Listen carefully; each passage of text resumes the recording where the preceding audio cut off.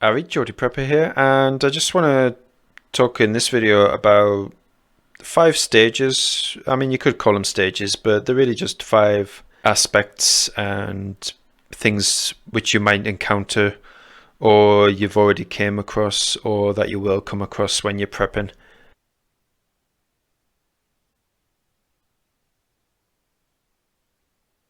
Initially, when I came and discovered prepping, and initially I bought some cheap gear, and it's something that every prepper does.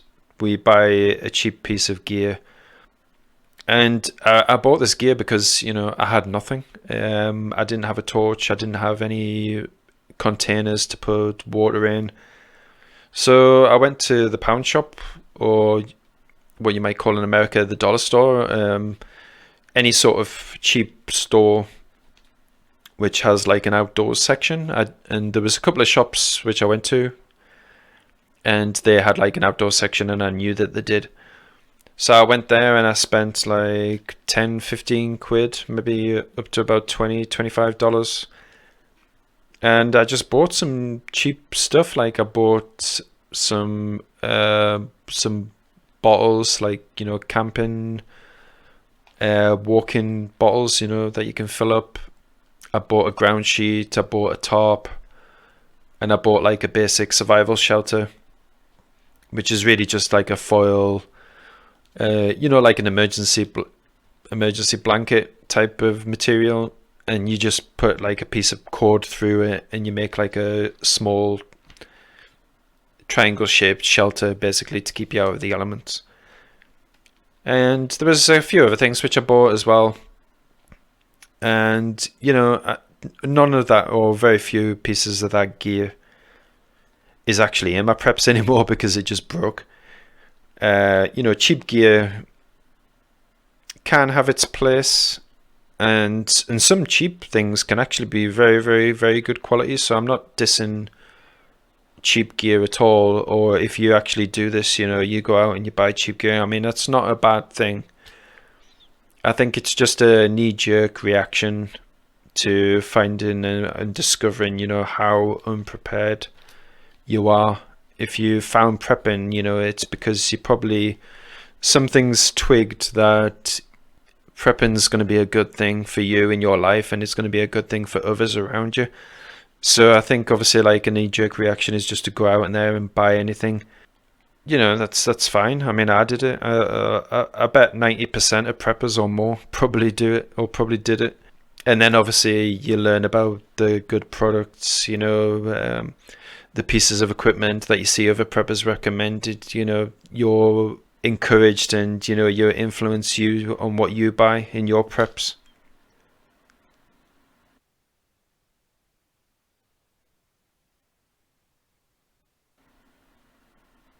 Another stage which I think most people do, but probably preppers are a bit more prone to it, especially once they've got some gear, is that they overestimate their abilities.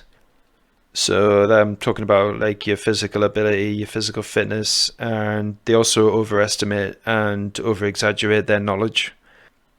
It's something which I think is quite natural, like especially if you're confronted. So like if somebody was to come up to you in the street and they say, can you do this strongman test? They give you a hammer, and they say if you ring that bell, you win a prize. I mean, you see this sort of thing on people's YouTube videos.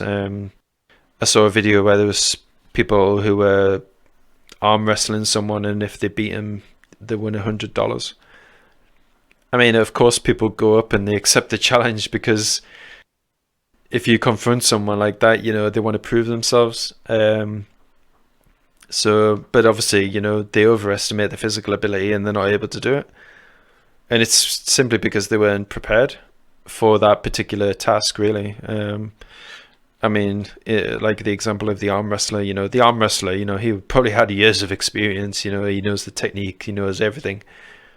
And then some Joe Schmo off the street goes up and you try and arm wrestle him. I mean, it's not going to work out for Joe Schmo. Overestimating your physical abilities and your knowledge is, it can be quite dangerous, really. I mean, like if you're suddenly shoved into a situation and you are, especially if you're responsible for other people, and you've said to someone, oh, it's okay, like I know I can basically start a fire under any condition.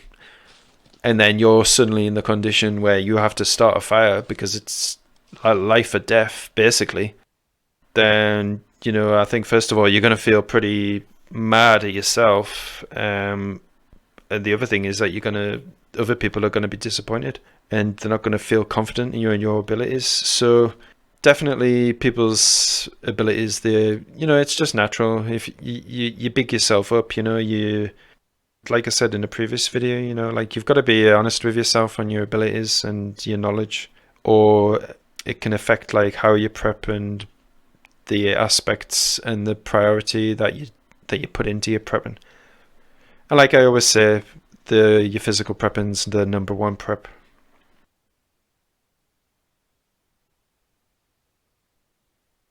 Another stage which you'll probably go through when you're prepping, you might do this unwittingly and you might think, it's because you care and because you want other people to get into prepping, because you realize, that it is, and it can be a lifesaver, is that you'll try and sway others to join you and to be a prepper. And you're going to run into some big hurdles and barriers if you try and do this. And I'm sure that you've probably discovered this if you are into prepping. So you might try and convince your friends, or if you're talking socially with your friends, you'll say, oh yeah, I've got into prepping. It's great. People, you're dealing with people first of all, so they've got all sorts of like beliefs and priorities and, what they think is a good idea, other people think it's a bad idea. So yeah, you might convince your friends, you might try and talk to your family about prepping, and you'd say, oh yeah, like I've got into prepping, I'm a prepper now. You might also do this at work. People at work talk about many different things. The big problem with this is that there's already a stigma against prepping. Hopefully when you get into prepping, you're very selective about who you talk to. There is a community out there, the prepper community is really, really supportive. Personally, I think the prepper community is probably one of the best communities in the world. It's not a cuckoo thing to do. It's not like an unhealthy thing. The people who get into prepping are probably the most mentally prepared and mentally healthy people around, and they probably realize, that this isn't something that's a new idea. It's something which, their ancestors had to do. It's really a testament and to wanting to continue your legacy, that people in the past had to do it, but nowadays it's basically just classed as like a fringe thing, to do. It's just something that people, who this is the way that it's portrayed in the media, especially, like that prepping is a bad thing to do. It's not something which is sensible. It's not something which is mentally healthy to do, because the government's there to provide you with everything should anything go wrong. And if you try and sway others, you're going to come up against this stigma. But I think it's done because you care about people and you want people to not suffer unnecessarily. So obviously it's a natural thing to do, I think, to want to get people involved in something which can be of great benefit to them. But it doesn't always work out if you were to try to do this.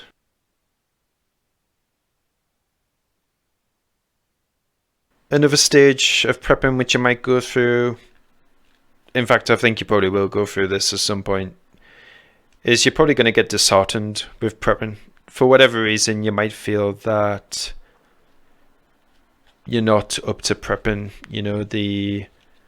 You might feel overwhelmed by what you need to prepare for. You might feel that just completely overwhelmed by the amount of gear that you might need, the amount that you've got to spend to get it. Everybody's circumstances are different. Prepping is like an individual thing. It's not something, the way that somebody else's preps is of no help to you a lot of the time. There's going to be obviously areas which cross over. You just got to look at it and see, prioritize, like I said earlier, prioritize what you need to prep for.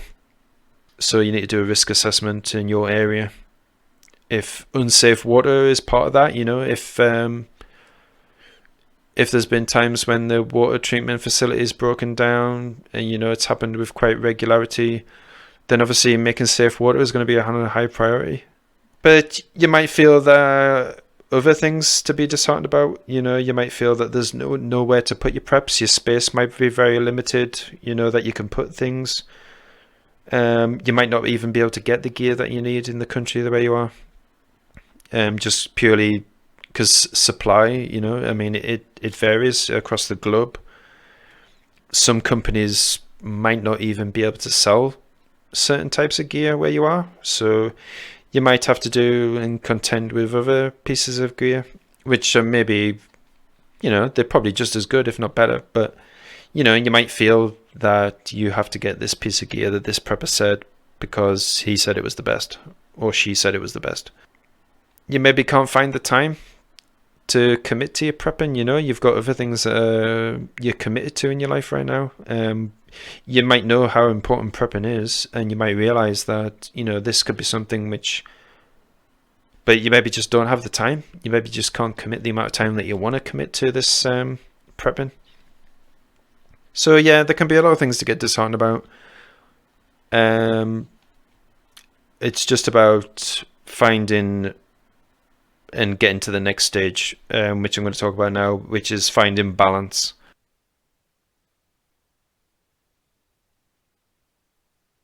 So I think a lot of people, certainly for me initially in prepping, you go through quite a negative stage. So, you buy cheap gear, it fails. You overestimate your abilities. You've been honest with yourself and you've found that your physical ability isn't as good as what it could be. So you need to work on that. You found that, you don't have the knowledge that you need, so you worked on that. You maybe tried to sway others, but, they weren't interested in. So you kind of internalize your preps, you bring your preps down, you scale them back to just yourself and the very most important people around you. You find the balance on the requirements for your prepping. You prioritize, what you need and what's realistic to acquire now, and then you set some goals that you want for your future prepping. You have like a vision of where you want to be in your preparedness, which is specific to your situation, and then you're working towards it. So that needs balance. You need to roadmap your preps. Yeah, your knowledge. You find a balance on what you ingest into your preps, knowledge-wise. So you find the books that you enjoy reading by the authors that you read. You find the videos. You're not subscribed to like hundreds of prepping channels, adventure channels. You probably will find a balance, and you'll probably find some people who produce material that you really enjoy listening to, reading, watching. And then you find others which complement that balance, that material. And then also, as you're taking in this knowledge, you're probably going to find a balance about what you share, what you discuss with others, what you communicate with others, and the advice that you share and receive, basically. And you'll find a balance with all aspects of your life, and you'll bring prepping into it. And like I said in my previous video, prepping shouldn't overtake, or it shouldn't be the only thing in your life. It's about complementing your life and finding a nice balance where prepping is heavily involved in your life. It doesn't have to be day to day, but it can be with your everyday carry. It's going to change what you do and how you do it, but it shouldn't be the deciding factor. Prepping should be like a support mechanism. And I think a lot of preppers will eventually come to this, and they'll find that it's something that they're very, very grateful for, and it's integrated into their life well. Hopefully, I hope it does.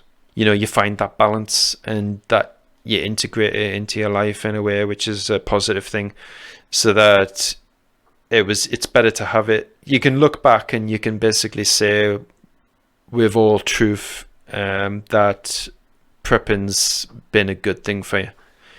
And, you know, it shouldn't have ever made you lose anything throughout it, you know. But like I said, you know, when you're trying to sway over people, it could change their opinion on you. It, you know, your social circle might change, but then you find a balance between the two worlds, you know. And it can be, you know, that you do lead two different lifestyles. I mean, some people do. They might have their prepping, which, you know, it takes over like their hobbies and their free time. And then you've got your other aspect of your life, which is like your family, work, and friends. And, you know, there could be like a real strict division between them, and one doesn't bleed over into the other. But then again, you know, like it might be that your balance is that these aspects of your life do bleed into one another and they complement each other very well. So these were just really some stages, some aspects of prepping, which I'm pretty sure most preppers would have experienced. And obviously there's more, you know. This was really just 5 things that I could think of, which were basically the easiest to talk to because I can relate to them myself. And, you know, I've seen people making, you know, similar sorts of comments, you know, about what they've gone through when they've been prepping.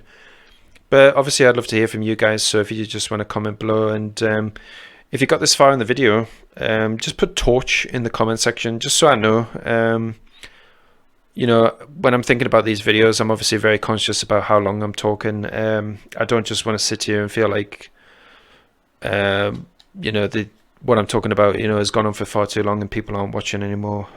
So I do want to keep it relevant, and I do want to keep the videos very watchable. So, you know, your comments and your feedback really, really helps with that. So thanks very much. Obviously, be safe and be prepared, and I'll see you in the next video. And do put your experiences below. I might do a video in the future about, you know, where you guys have brought up, and there's obviously going to be things that people bring up which are going to be very relevant and worth discussing. So I could do in a future video, or we could do it on a live stream. So yeah, thanks very much. See you next time. Geordie Prepper here. I hope you liked the video. If you did, give it a thumbs up. Don't forget to comment and subscribe and share the video too if you did. If you didn't, give it a thumbs down, and some constructive feedback is always welcomed. The Preppers Discord server is always available to talk to myself and other preppers about prepping and other relevant topics. My other social media is on screen now. You can follow me there, and I usually just use it to post when new videos are available. Don't forget to be safe and be prepared, and also check your preps.